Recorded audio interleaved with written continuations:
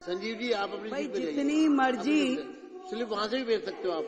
कमियां आम आदमी पार्टी की रही हो, जो कि कितनी भी कमियां रही हो, परंतु एक अच्छी बात आम आदमी पार्टी के नेताओं में ये जरूर है कि आखिरी में गलती मान लेते हैं। एक बार जोरदार तालियां। आज स्वयं आतिशी बहन ने कहा कि हम बाकी सारी चीजें जो उन्होंने एक्सेप्ट करी, आप सबने जो कही बहुत बढ़िया बात है। और इसी प्रकार केजरीवाल जी ने स्वयं माना कि मैं यमुना साफ नहीं कर पाया, मैं पानी नहीं दे पाया, मैं गलती मानता हूँ, मुझे और समय दे दिया जाए। ये बहुत अच्छी बात है कि आखिरी में आकर के अपनी गलती मान लेना भी एक गलती का सुधार है।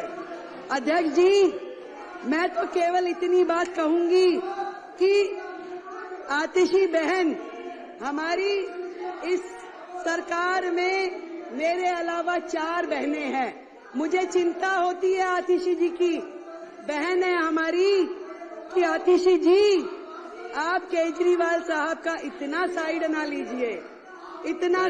लीजिए, और आपसे कहना चाहूंगी कि तू इधर उधर की ना बात कर, ये बता कि काफिला कैसे लुटा।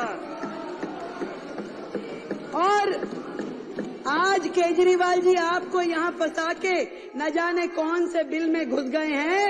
जब वो स्वाति मालीवाल को अपने घर में बुला करके उसके साथ दुर्व्यवहार कर सकते हैं, तो आतिशी जी आप भी कोई दूर नहीं है। कल को आपके लिए भी कोई दुर्घटना ना हो, इस बात की मुझे चिंता है।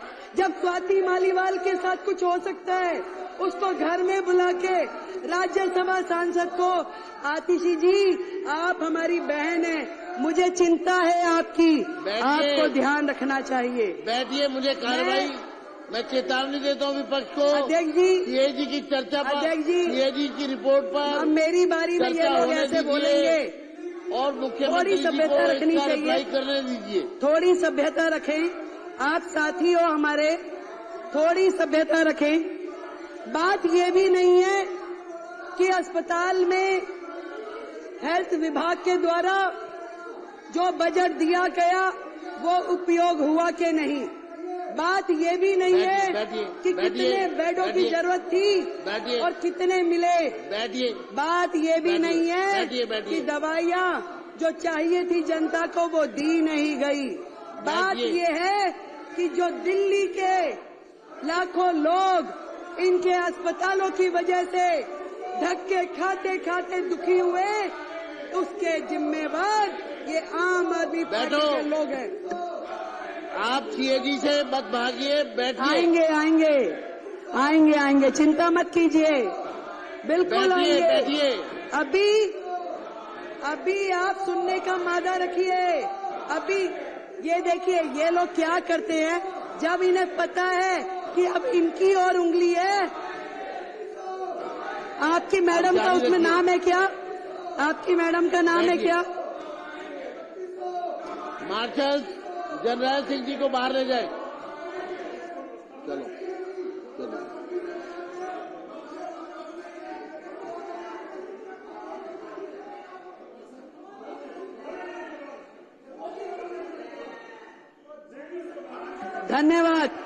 धन्यवाद अध्यक्ष जी, धन्यवाद। इस तरीके से हाउस का समय बर्बाद करना असल में तो इनकी नीयत ही नहीं है। इन्हें मालूम है कि ये जो रिपोर्ट, अभी तो केवल मात्र 2 रिपोर्ट सदन पटल पे लाई गई हैं, तो इनके होश उड़ गए हैं। पूरे के पूरे अखबार, पूरा मीडिया, पूरे चैनल रोजाना सुबह से शाम तक इनके काले चिट्ठे खोलते हैं और ये सोच रहे हैं कि बाकी की 12 आ जाएगी तो इनका क्या हाल होगा, क्योंकि ये पूरी तरीके से सर तक भ्रष्टाचार में डूबे हुए हैं। केवल ध्यान डाइवर्ट करने के लिए अलग अलग प्रकार के मुद्दे लेकर के आते हैं। मैं आपको अध्यक्ष जी बताना चाह रही थी कि सिर्फ ये विषय नहीं है कि जो अस्पताल में बजट कम यूज हुआ, कोविड के समय बजट कम यूज हुआ, कम बिस्तरों का उपलब्ध कराए गए। बात यह है कि उस समय के दौरान जो लाखों लोगों ने तकलीफें सही, जो मरीजों के दिल पे गुजरी, जो पूरी तरीके से अस्त व्यवस्था देख करके डॉक्टरों के मन पे गुजर रही होगी, वहां के स्टाफ पे गुजर रही होगी, जो परिवार जानों के साथ घटनाएं घट रही होंगी, आज उसको सोचिए तो दिल दहल जाता है।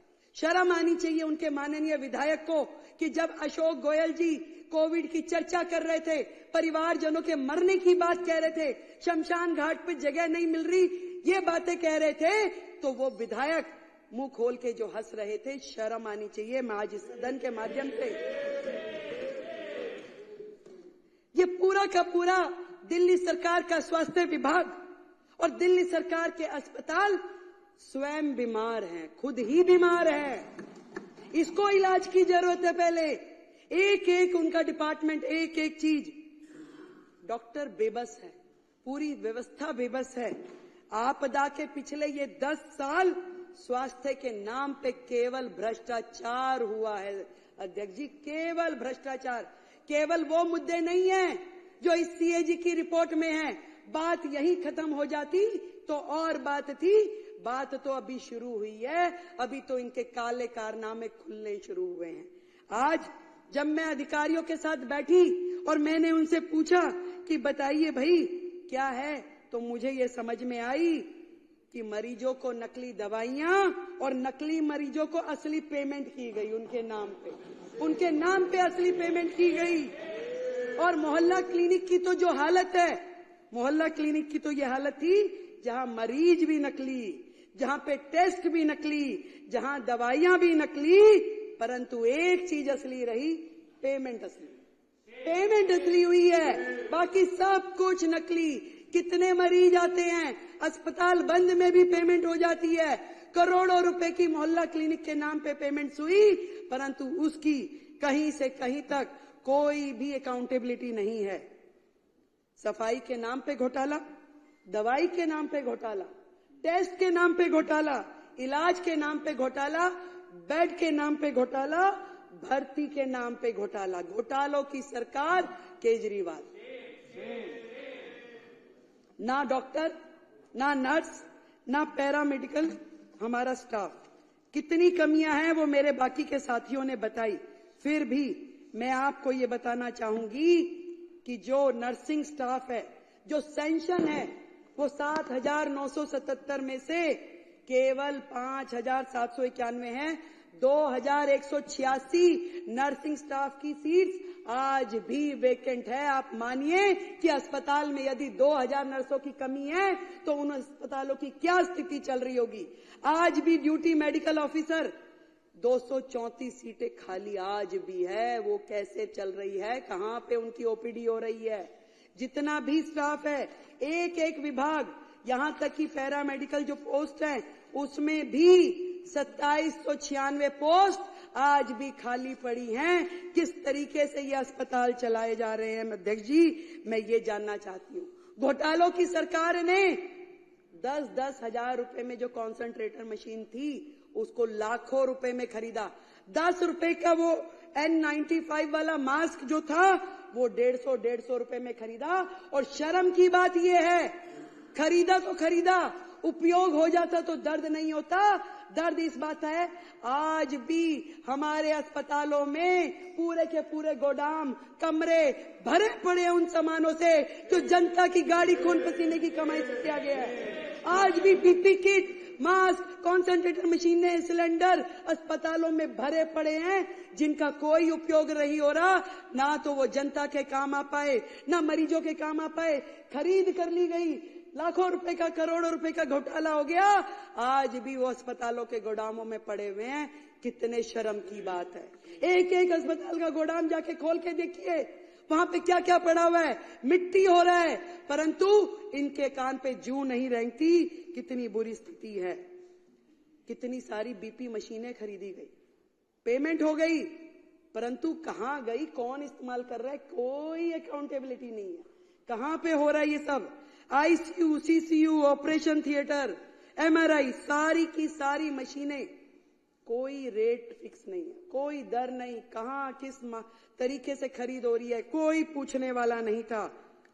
मैं आपको बताना चाहती हूं, एक्ट, क्लिनिकल एस्टेब्लिशमेंट एक्ट 2010, जो कि कोर्ट के आदेशानुसार लागू कर दिया जाना चाहिए, वो एक्ट जिसके माध्यम से पूरा का पूरा हमारे क्लिनिक, हॉस्पिटल, लैब और जितने भी टेस्टिंग सेंटर्स हैं उनको रजिस्टर किया जाता है और मॉनिटर किया जाता है।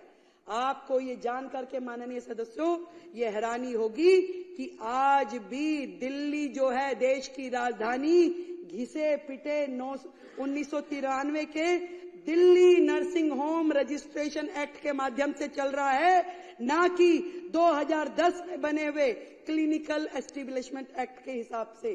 क्योंकि इस पूरे एक्ट के माध्यम से अगर चलते तो वहां पे बहुत सारी चीजों की जवाबदेही तय हो जाती, परंतु पुराने नियमों के अनुसार जब वो काम कर रहे तो उनको कोई मतलब ही नहीं, क्योंकि बहुत सारी चीजें उसमें कवर ही नहीं होती, जो मर्जी करें, कोई पूछने वाला नहीं है।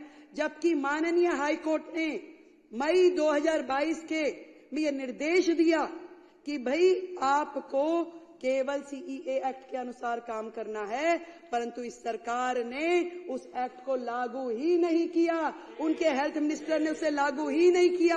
और आज इस सदन के माध्यम से मैं बताना चाहती हूं कि हम अगले हाउस में सबसे पहले इस एक्ट को, जो क्लिनिकल एस्टेब्लिशमेंट एक्ट 2010 है, इसको लेके आएंगे और सारे आगे के निर्णय उसी एक्ट के माध्यम से लिए जाएंगे। इस सरकार का तो भगवान ही मालिक था और शायद भगवान ने इसीलिए इनको इनका फल भी दे दिया। हाई कोर्ट ने बार बार रिकमेंडेशन दिया, अनेकों बार स्वयं मोटो उन्होंने संज्ञान लिया और ये कहा, फरवरी 2024 में भी कहा